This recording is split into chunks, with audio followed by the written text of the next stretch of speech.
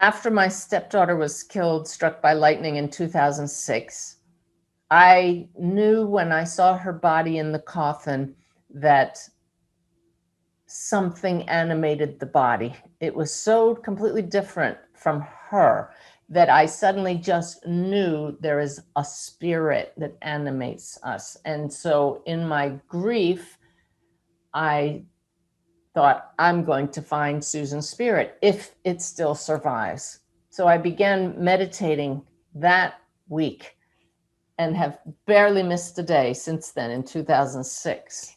Meanwhile, started reading everything I could about the afterlife and decided I'm going to find a medium.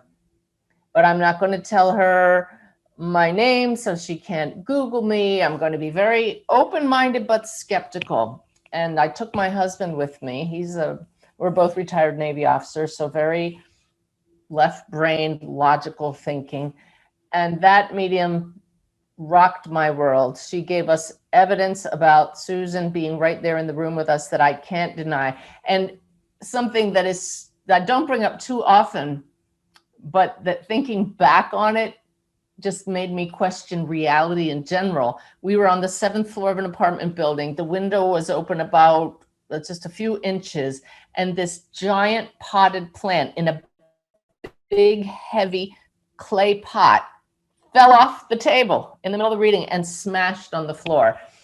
We were so drawn into the experience of connecting with Susan in the reading that we everybody went, what was that all about? But looking back on it, what was that all about, Yeah, And so the reading so rocked my world because I could not deny Susan still existed as a person without a body, that I decided to write a book about mediumship. I wrote the biography of medium Anne Gaiman. She introduced me to her neighbor, Janet Nohavec, another medium, who asked me to write her book. And in researching Janet's life, I attended one of her classes on mediumship to learn how she teaches, what she's like as a teacher. But it's sitting in the back of her room. She was teaching a system to connect with the spirit worlds. And my left brain military side said, wow, you mean you tell the spirits what you want to hear from them? And like a system, they will tell you, this is who I was, this is what work I did, this is how I passed. That's really cool. And Janet said, Suzanne, you can do this too. Come up to the front of the classroom and bring through a spirit who's standing here. And I was ready to kill her because, you don't put me on the spot like that. I'm not a medium. But my Navy training said, somebody asks you to do something, you say, aye, aye. And all right, I stand in the front of the room and not believing that I could do it, actually brought through the things in her system.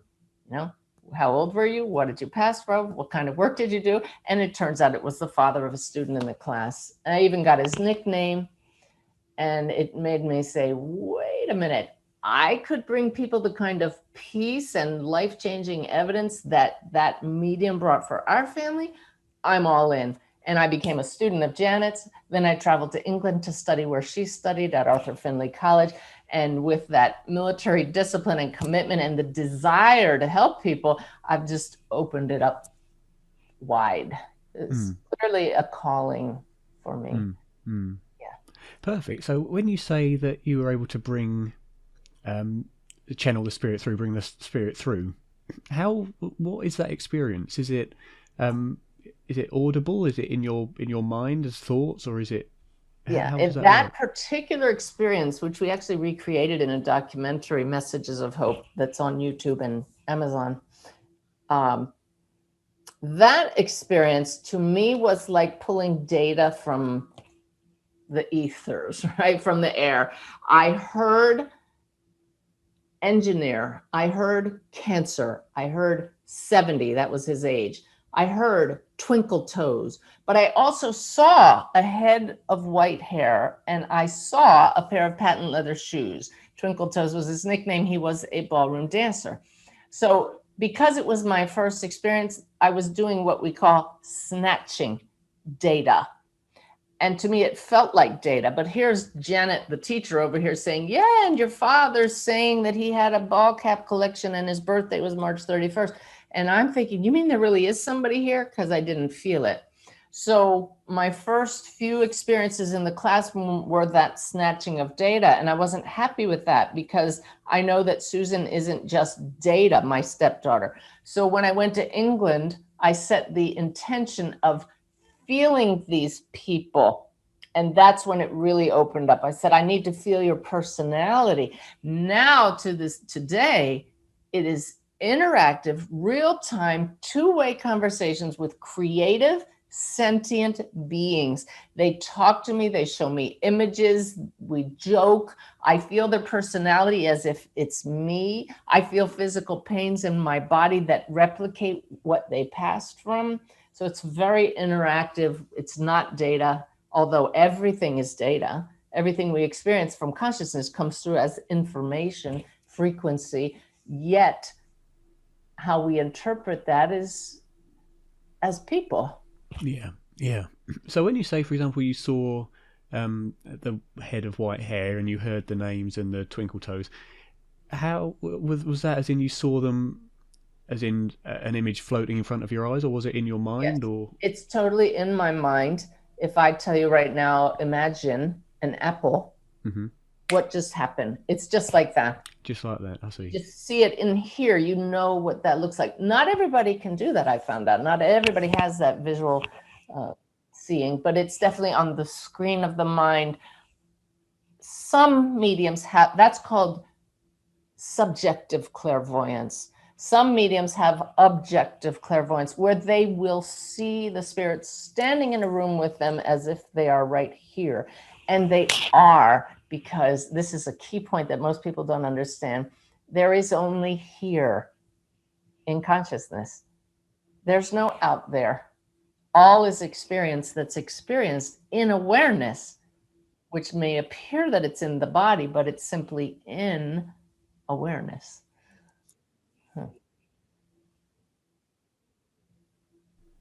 As I say, you're probably one of the most researched mediums on the planet in terms of evidential mediumship. Can you kind of describe some of the projects that you've been involved with, some of the experimentation that you've been involved I with? can't at all quantify or identify myself as one of the most researched, because I know that there are a lot of people doing research. I just know that I have spent a few days in the laboratory of human consciousness with Dr. Gary Schwartz, where he was simply asking me to do research readings for him. These were not sanctioned by the University of Arizona at the time, so we just call them research readings.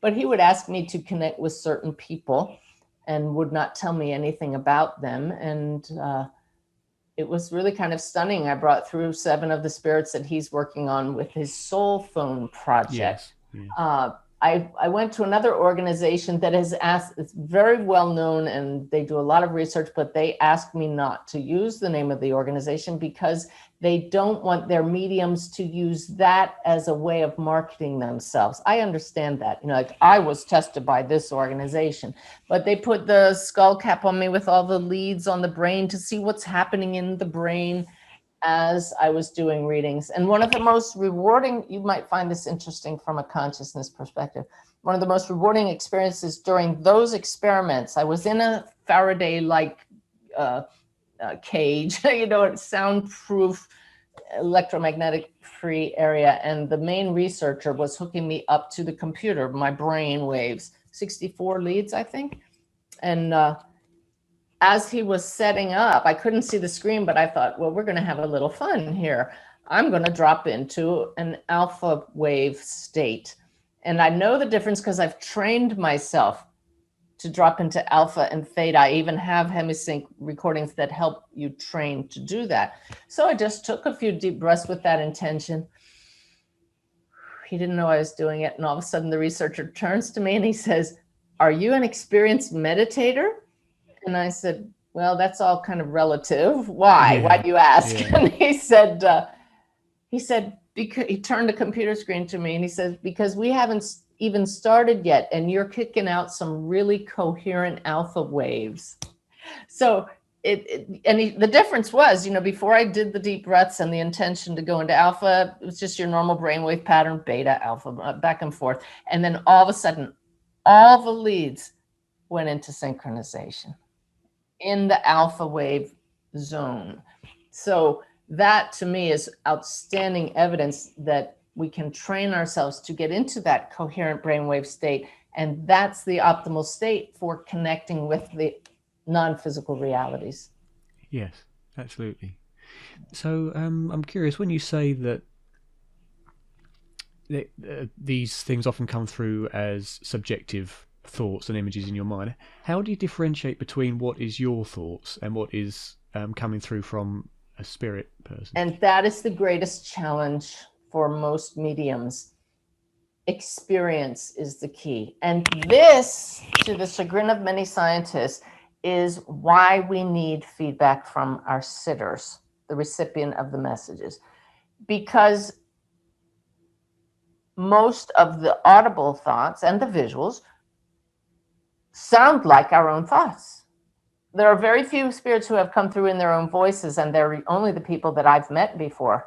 And then I hear it in their voice. But if I haven't met them, it sounds like, say to yourself right now, tomorrow is my birthday. That sounds like your own thoughts. That's how the spirit thoughts come through, in my own thoughts. So how do you know the difference? When you're a new medium, you ask for feedback from your sitters and they say no. If it's an outright no, like your spirit tells me you had 5 children, no. Then you say, okay, how did that feel versus when they said something that was a yes? And you just learned the difference in the density of the feeling, and it's so subtle. Yet to this day, I get things wrong. And that's what I just found this new term, and I love it. The mental flotsam. You know what flotsam is? On the sea, there's trash floating on the surface. Right, okay. Flotsam and jetsam is stuff that's like thrown off of ships, So mental flotsam is this just random stuff, thoughts that just come in your head for no reason. But generally, the information that has no reason to come into your mind is from the spirits. It's like, why would I be thinking of this now? It has to come from the spirit. Whereas if you suddenly have a thought of something you had for breakfast just recently, or something you just read in the news, that could be just flotsam that's still in your brain. So it's very spontaneous. Yeah. So it is experience of learning to differentiate your thoughts from those, and then sometimes there's just a knowing this is absolutely from the spirit. So you state everything in a reading at the risk of being wrong, and hopefully a good medium is over 80% accurate. Over 90% is optimal. And what's really great is when the sitter will say, no, that's not right, and later find out you were right. Yes, absolutely. Yes. That kind of adds a level of blindness to the to the experience. Mediumship is often criticised by those who are more sceptical to the idea, and many mediums are accused of being cold readers or practicing cold reading, hot reading, and various other forms of fraud. So how can we differentiate between those who are doing so and those that are genuine? Okay. If you're really tuned into your heart, you'll know somebody that's coming from the heart. That's an energy that's I hold this work sacred, and wouldn't a true medium who does this out of service would never do a cold reading. But some people are really good at faking. So you use that word, how do you differentiate? What you look for, and this is why evidence-based mediumship is so important, is what I call the differentiators. And those are the pieces of information that only the sitter would know, only the spirit would know, that differentiate that person in spirit from anybody else. So it's not generalities. And the way I came up with that term is I asked a dear friend of mine who was a student to do a reading for a woman I'd already done a reading for. And she came back, they recorded it, they knew it was a student reading. And I asked my student, how'd you do? She said, I did great. I got over 90% accuracy. I know it was wonderful. I'm so proud of myself. And I said, okay. Then I went and talked to the sitter who has a son across the veil. I said, how was the reading? And she said, well, it was okay. And I thought, that's interesting. And I listened to the recording, and my student was correct. The son, she got his personality pretty accurately. She talked about him being into sports, having trophies, having lots of friends, being very charming, liking the outdoors. All of those things were accurate. But here's what the sitter said that made me come up with the term differentiator. She said, most of the things the students said were correct, but they also all applied to my 3 nephews who have died. So that's when I started teaching students, ask the spirits to give you those differentiators, the things about the son or whoever's across the veil that only apply to him. Like the kid that showed me the image, really fleeting in my mind, of a toothpick sticking out of his mouth. And his mother goes, oh my God, that's my son. He always had a toothpick in his mouth. Now that doesn't apply to too many people. Yes, no. Yeah. And I can see kind of the sitter's point of view on that example, because I'd imagine that kind of description would apply to a lot of sons. Yes. Especially with sports and things like that, because a lot of males are. Yes. As young people. Yeah. And so a cold reader could probably, I don't even know what it is. I try to stay away from looking into that because I don't want to fall into the trap of doing those behaviors. But I know that has something to do with reading the sitter's body language or looking at their age and then reading their answers and building on that. So what I do is between each piece of evidence that comes through from a spirit, even though I like to get into the flow, I create a blank slate so that I don't build assumptions based on what they just said, because what we want to look for is the quirks and where they're different in that regard. Yes. Yeah. And I think there's a responsibility on the sitter as well, because I've noticed that whenever you see mediumship readings, especially on the television and things like that, which I'm very skeptical of, but you see that whenever there's a miss, or someone says a letter, I sense a name with a letter T or whatever, you find that the sitters then come through and say, yes, this is Bob, this is whatever, he was my whatever, and you're feeding information. And that's always worrying for me, because then, you're effectively giving if they are fake, you're giving them ammunition to start building a narrative. Right. Yeah. So I think if you're going as a sitter to mediumship, which I've done a few times, yes, no, and that's it.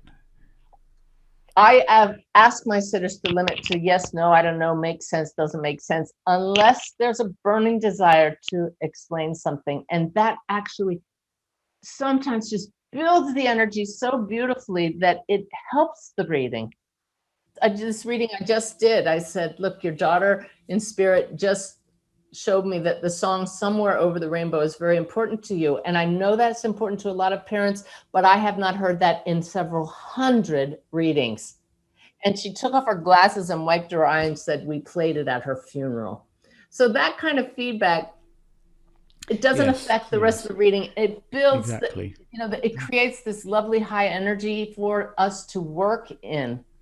If you tell your sitter to be completely quiet, give me yes and no, you've put up an energetic wall when this is about the connection. So it's a fine line we walk.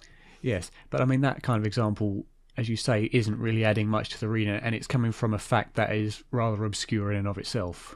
Right. And one thing that I always train my students, because it's so important for the ethics and to not give skeptics ammunition, is to always state exactly what you sensed and how you sensed it first before you ask any questions. So I'll give you an example of that. Your daughter is telling me somewhere over the rainbow is important to her. Instead of, I hear this so often from mediums, is somewhere over the rainbow important? You know, that sounds like fishing. Did your daughter have red hair? You state what you're seeing. You know, I'm seeing red hair. Now you can say, did she have red hair? If you even need that validation. But some mediums just get in the habit of saying, did they have this? Did they have that? And it looks like, well, it's showing a lack of confidence in the spirit and themselves. Mm. Yeah. So in terms of accuracy, I suppose, of your own readings and those that you've worked with, what would you say is the kind of the standard accuracy percentage of those who are genuine evidential mediums? I won't even go there. I won't. We just aim for the best. We just aim for the highest, you know, and we love the highest accuracy. And I'm not here to compare myself to any other medium. We just can do the best we can do and just know that it always gets better and never settle for where we are. I know that perfection is not possible, so just try to do the best we can. But I do know, I've heard from afterlife researchers that a fake reader, or even if you're not trying, you could get 20% accurate. 20, that's nothing. I mean, if you just make up a story about someone, 20% of it will be accurate. So we've got to get way more than that. That's, you know, and if I do a reading, every once in a while I'll do one and I'll get like 50% is not landing, they're not taking it. I'll call that reading off, because even 50% is not good enough. There's something wrong in the connection here. So I better get mostly yeses, or that makes sense, or I'm not enjoying a good enough connection to honor that spirit. Yeah. So what do you think when, I mean, the majority of the skeptics will say, or I suppose the deniers will say, that all mediums are frauds. What would you say to those that proclaim that and give it explanations like bias and things like that? I don't even entertain. It's not worth answering that question, because there's a reason they're denying, and their minds are made up, and that's their path, and I'll honor that. I do. The evidence speaks for itself, and if your mind is open and you can see that, you'll see that. And so to even give power to them saying that is giving power to the human side of us, and it's not the human side of us that does this work. It's the soul. This is a soul consciousness connection, and I honored soul. And so I honor the souls in those people who have not yet found that in themselves, or they would know this is real. Yes. So what kind of, you mentioned Gary Schwartz, what other kind of research has been done on a more scientific basis on this, with blinding and controlled? There's Dr. Like Julie Beischel is with the Windbridge Institute. I've not worked with her, I've interviewed her on my radio show. Institute of Noetic Sciences. It's too bad that there aren't more doing research. The University of Virginia has done a lot with near-death experiences and past lives and reincarnation. But because of the skeptics in the scientific world, university people are afraid of losing their grants, the money that they need. So they feel a need to follow the mainstream. So I really honor those who are willing to step outside the box and with an open scientific mind look at this. The challenge is that science studies the material world mostly based on material paradigms, but we're talking about a subjective practice, which is beyond material, and that's why it's not replicable. So I had this really huge insight that somebody once said, don't ever say you can prove mediumship. The skeptics will eat you alive. But look at what the problem is we're using a scientific type of proof. Yet we have a legal system, a judicial system that will put people in jail for life, take away their freedom based on proof. And the judicial proof will convict someone or prove their guilt or innocence based on the preponderance of the evidence. And do you know what the definition of that is? Greater than 51% of a chance that it is more likely than not true. So that burden of proof is easily shown in valid evidential mediumship over and over and over. We're giving a lot of weight to science that studies objective reality, but this is subjective. Yes, and I mean one of my main points that I always mention is that, in my opinion, science is kind of defined as materialism in these days, which is incorrect, because science is a process of understanding the natural world, and to me, any phenomena that's classed as paranormal or supernatural is natural. It's just undiscovered yet. So I always say, and I don't know if I'm qualified, or I'm not qualified to say, but it's my opinion anyway, that we should now, instead of dismissing all these phenomena, we should look to incorporate them into a new scientific method and develop the scientific method itself to incorporate them rather than just ignoring them. Well, you're on the vanguard of that, so thank you. Where was I going to go? So do we, I suppose because it's all very subjective, these experiences, do we have any idea kind of what mediumship implies about the nature of consciousness, in terms of the theories of, is it created by the brain, is it received by the brain, which is my personal belief, is it fundamental, or what it tells us is that an accurate evidential mediumship is showing you that they are having an experience of awareness, that's consciousness, with a disembodied aspect of consciousness. That's what you and I are, expressions of consciousness. So there's no brain involved. There's your answer right there. Yes. Yeah. There are other suggestions, such as these aren't necessarily disembodied personal forms of consciousness, but you're connecting to kind of a database of information, the Akashic Records people call it, and it's an example of psi or super psi, rather than actual deceased relatives. So to use the term a database of information is a metaphor. Everything is a metaphor, because we're trying to put words to arisings in consciousness, arising in awareness. So another metaphor for the database, the Akashic Records, is the sea of all consciousness. You and I are arising from that sea as a pattern, a unique pattern that arises in the sea of consciousness. Here is one sea of consciousness, or the Akashic record, and here comes a pattern of consciousness, and we're going to call that record Suzanne. And here's another record, and we're going to call it Darren.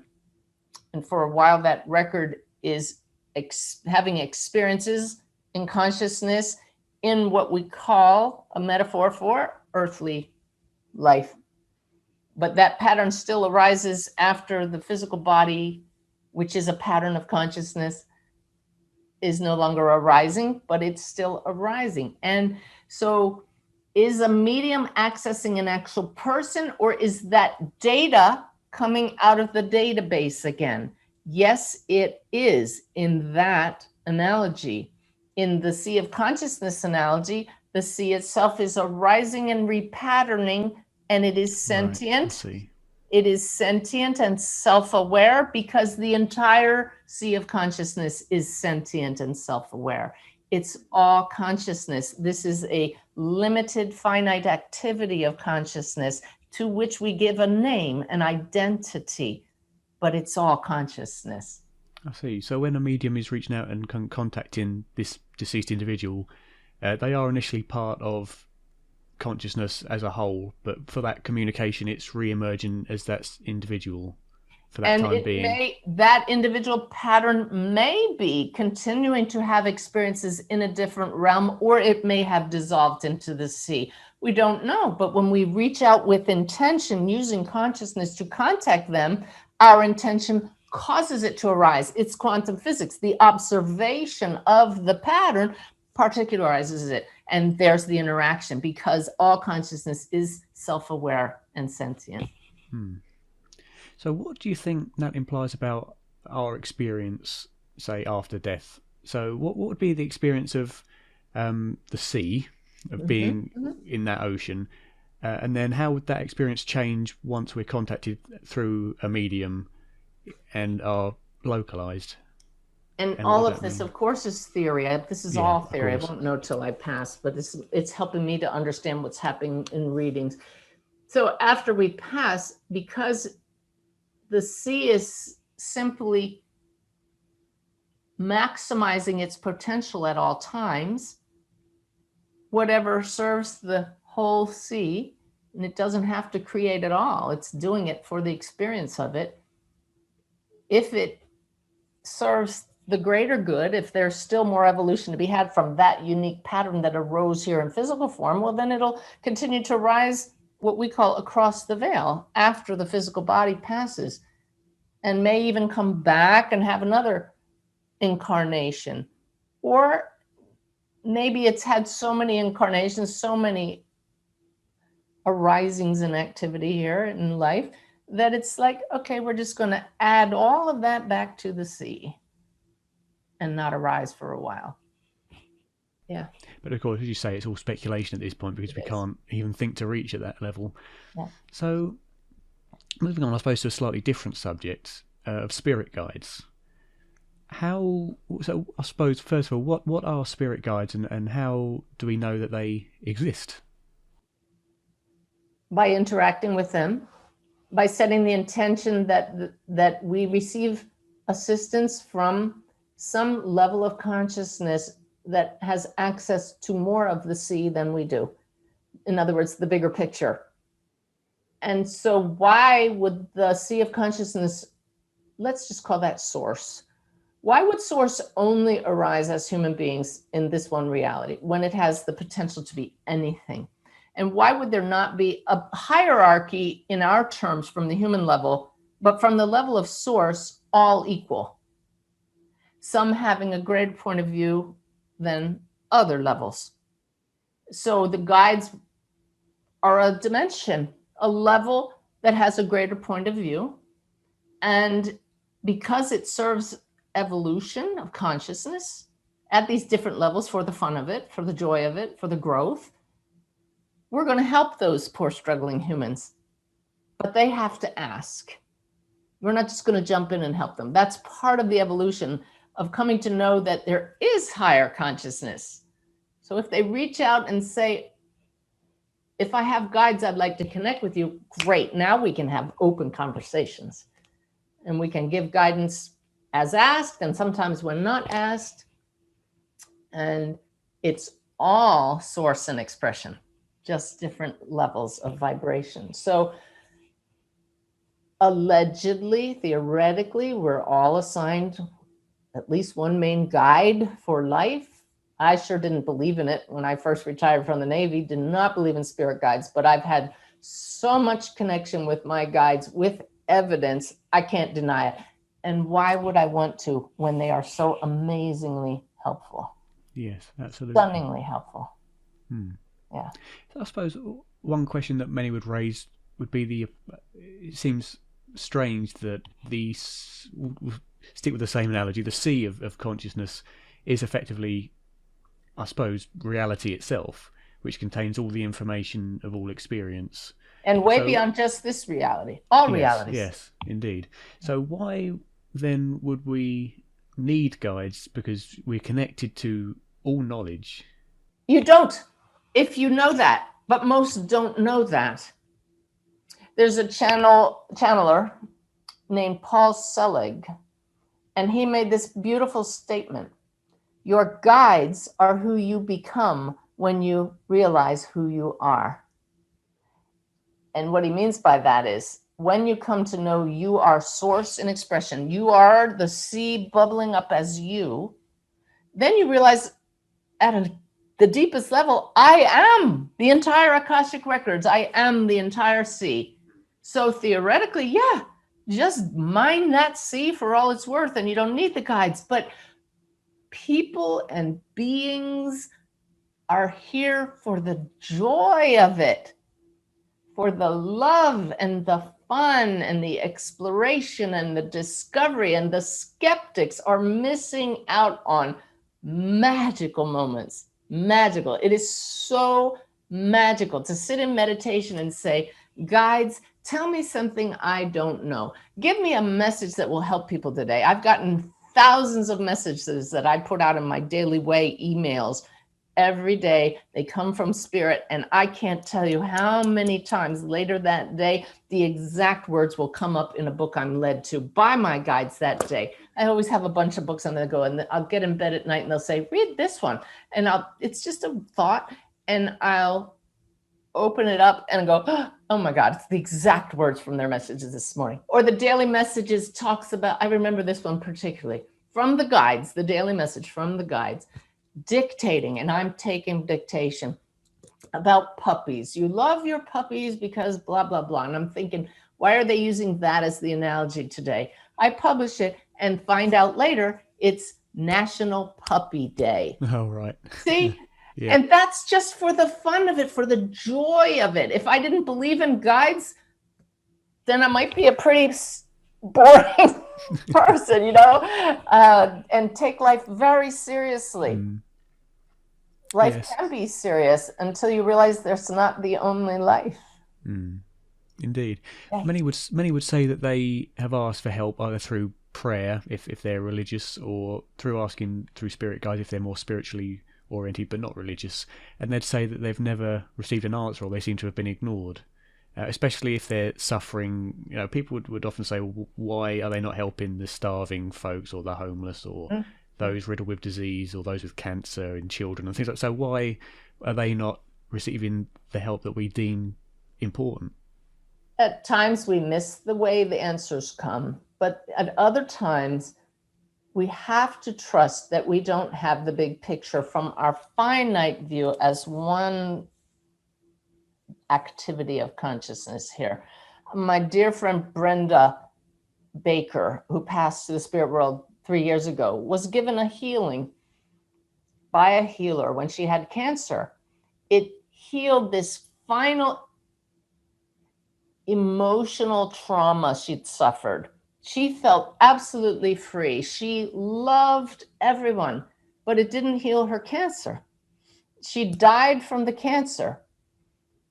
Yet she was immediately awake and aware across the veil, because she was communicating with me within 24 hours in her voice with some of the most stunning evidence ever that these bodies are simply costumes that we wear. And so people might say, well, we all prayed for her. She had a healing and she died anyway. But now she's teaching me, and I'm sharing what she teaches me with others. And it's helping the growth of the whole. Her son is doing better than ever. He's not so dependent on her anymore. She's seen the incredible growth on him, even from across the veil. We all have. So prayers may not appear to be answered at this level, but from the bigger picture, it's all part of one story. Yes. Although I suppose the common argument is, why is it necessary that we have suffering at all? I mean, especially, what was it that Stephen Fry gave the example of bone cancer in children or something like that? Why is that necessary if the spirits should be able to prevent that from happening, or things like that? This whole reality, see the yin yang symbol back here, is the reality of duality, opposites, good and bad, for a reason. Very fast growth takes place that way. And many, many humans would not grow unless kicked in the pants. I would not be doing this work if I had not suffered desperately when my stepdaughter died. If I hadn't gone seeking answers, I would probably still be leading strategic planning sessions and be very bored and unsatisfied. Instead, I now live a life of almost total joy.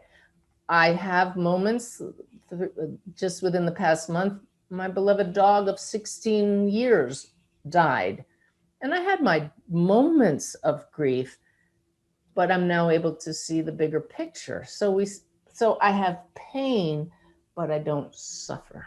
Yes. I can sympathise with the loss of your dog. I lost both of my dogs on January the 8th this year. Both? Both on the same day. Yeah, it was funny. I mean, well, it wasn't funny, but it was strange. Our older one had been suffering with kidney failure for the past 6 months. I mean, 6 months with kidney failure is phenomenal. And we took the second dog to get his teeth checked at the vets, and they gave him a quick once over, and they found he had ridiculously huge cancer lumps on his liver. And the next day we had to have them both put down together. Oh my goodness! And that was a real pain. That was horrible to go through. So, but as you say, we learn best through negative experiences than we do from any positive experience. I mean, and if I could add to that, though, microphone here sticking out. The thing to remember, though, is with that bigger picture, if we all can dissolve in our awareness back to the sea of consciousness, the sea itself is unperturbed by the waves. They are activity of the sea, but the sea simply is. So the activity is an experience, but like clouds that pass through the sky, dark clouds, bright clouds, they don't affect the sky.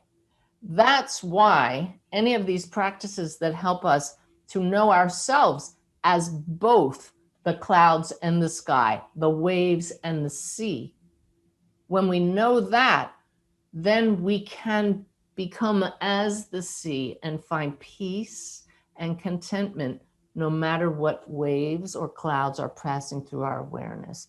That's the bottom line to all of this. Yeah. Yes, I mean, the sky is exactly as it is regardless, but the clouds interpret the way that we see that sky. Yeah.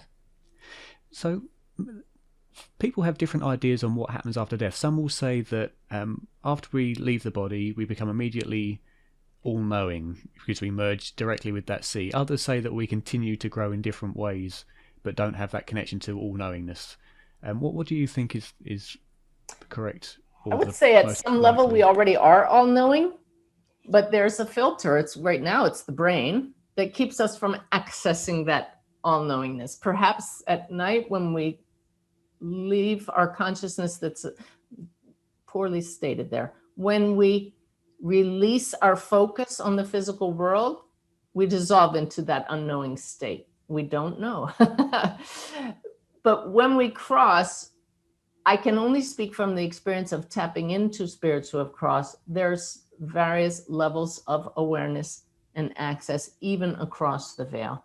But my friend Brenda has told me she doesn't immediately have all the answers because she still has some kind of filter that's not caused by the brain. It's the, I get it. It's the limited focus that remains on that pattern that is Brenda, and as long as you keep that focus there, you don't have the full access. So it seems that there is something akin to physical matter, but in a different form that does keep us still in that individual. What matter is frozen energy, right? So frozen consciousness. So we just dissolve more and more and more and have greater access to greater awareness. Mm-hmm. Mm-hmm. So with guides, I suppose another question, why do they always seem to come through as either Native American or Egyptian? Most people I've spoken to who are in this field have their main guides who are Native American, for instance. Okay. Yeah. That's because they've heard it from other people and they imagine that, or also because some of those cultures actually, that's their path to continue to guide more from an intuitive level and being more in touch with nature. Native Americans make good guides. I'm not aware of those. Mine were, I have one who had an incarnation in Russia. But other than that, I don't focus so much on their background. Just how can you help me? Yes, indeed. Yeah. Yes, from a more practical point of view. Mm-hmm. Mm-hmm. So after you lost your dogs, or your dog, sorry. Oh, two, one a year before. So one a year before. Yeah. So, what do you think? What is their experience now? Do you believe that they still continue? Well, what changed my worldview was the moment of both of their passings. We helped them cross with a dear friend who's a veterinarian, and she came to our house for a sacred helping for us as well. And I had my hand on Gretchen, the female who passed a year ago, and she had a terrible tumor that overtook her throat and head. Oh, and she was in terrible pain, so we were happy to help her get out of her pain. And we were crying as the doctor was administering to her. And suddenly, at the moment that the medicine kicked in, this burst of joy overtook me as she burst out of her body. And I heard, I'm free, I'm free. And I felt her whip around me 3 times and then whoosh, whoosh, just drawn away. It was so joyous.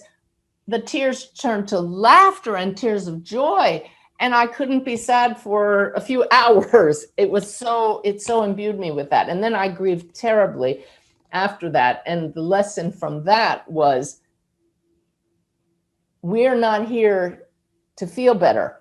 We're here to feel better. So feel the grief, feel all the emotions. It's okay to grieve. You came here to be human.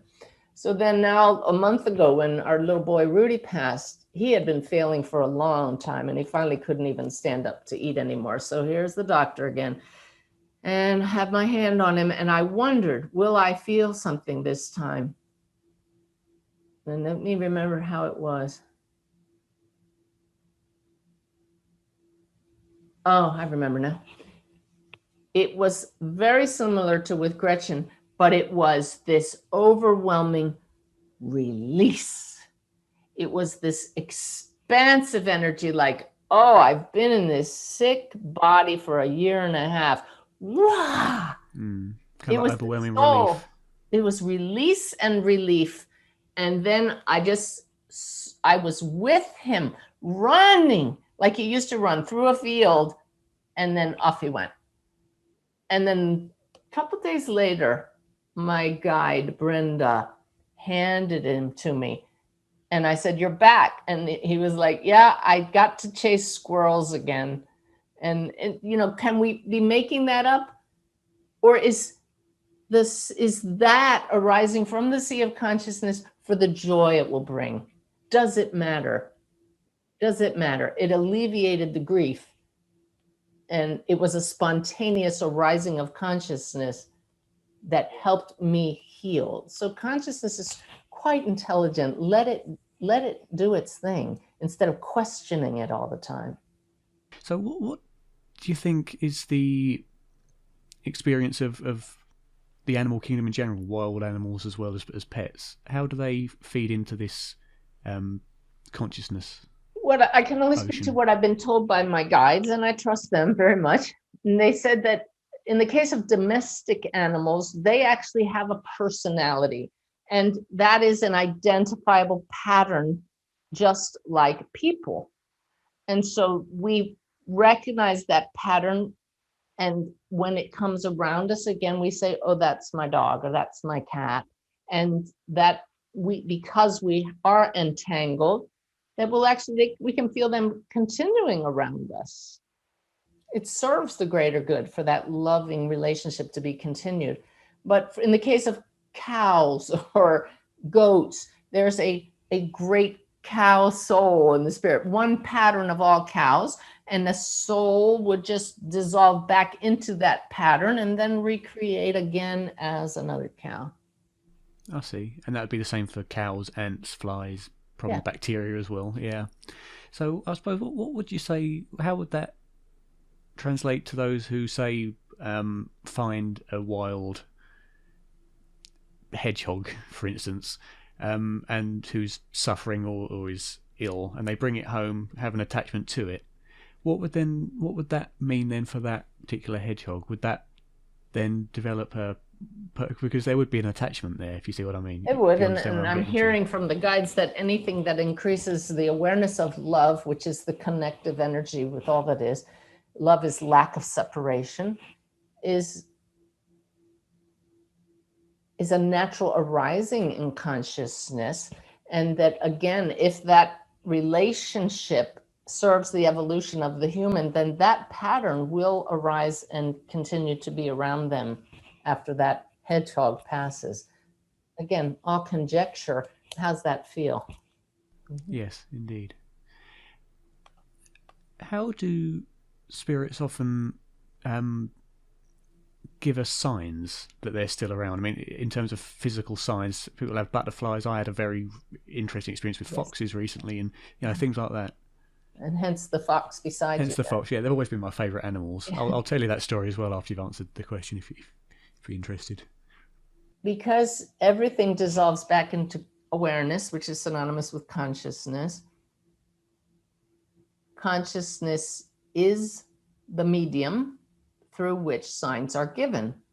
So we have a loved one across the veil who is consciousness as a disembodied human, who sees a butterfly, which is consciousness arising as a butterfly, near their loved one, merges their consciousness with the butterfly and says, go fly in a circle around them. The butterfly cooperates because it's all consciousness and leaves a sign that's undeniable. That's what first got me knowing something was going on with the butterfly sign. Consciousness of a loved one across the veil will put the thought in our head, turn the radio on now. Oh, I think I'll turn the radio on. And there's the song that is your loved one's favorite song, or the lyrics speak to you. Because with the bigger picture, the loved ones can see, oh, if they turn it on the radio right now, that song is playing. So it's a merging of consciousness in so many different ways, just to get our attention. If we pay attention, we see the signs. Yes. If we take an example, so if we take the example of a radio, for example, playing a certain tune or a certain phrase, many would say that, well, you think that spirits are going to put a certain song on there just for you. And it seems to be that what you're saying, therefore, and which I believe as well, is that song is already playing at that time. It's just that they're now pointing your attention towards it. So it's not adding anything. Rainbows. I mean, scientists will tear you to pieces and say, oh, you see a rainbow, you think that's your loved one. Yeah, but how many times is there a rainbow and we don't notice it? But what makes you look up right then and you see a rainbow and it's your birthday? The spirits see the rainbow and say, look up now, turn around.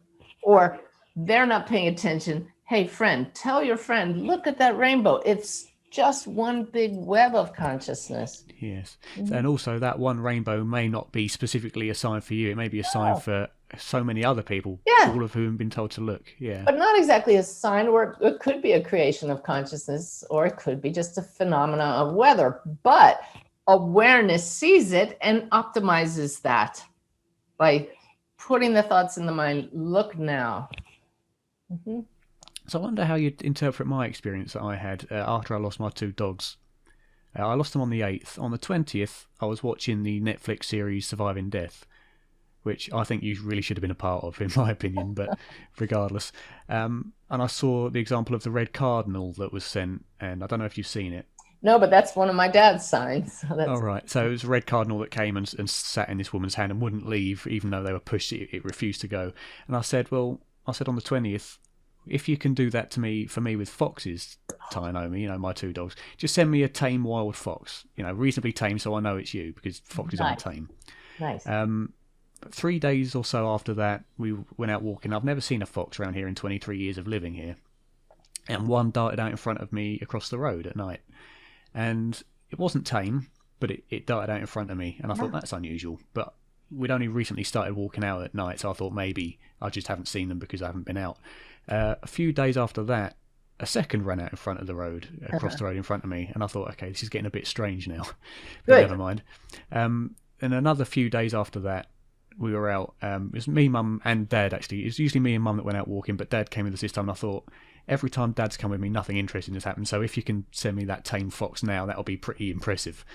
And I think it was about 5 minutes or so after thinking that, bang, there goes a third, right in front of us. Again, none of them were tame, so there's always that doubt part of me that says this must have just been a coincidence, but, you know, because it wasn't tame. If it was tame, I'd know. Well, what's your definition of tame? Well, what are you looking for? You know, something that would just maybe either just stop and maybe approach a little bit, you know. Something unusual fox activity. Yeah.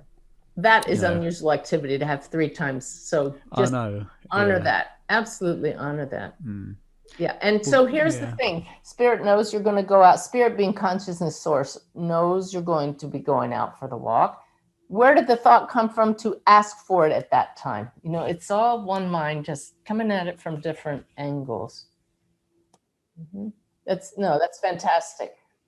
I remember my brother was not on board with all of this, and the mediumship, and I was sharing the signs, and we all agreed that Dad's sign was a cardinal, and our grandmother was his favorite, and she had doves around her all the time. So I was sitting in somebody's backyard, and a cardinal landed right when I was thinking about Dad. So I sent a photo with my phone to my brother. Look, Dad's here, and Dad is not the cardinal, just sends the sign, right?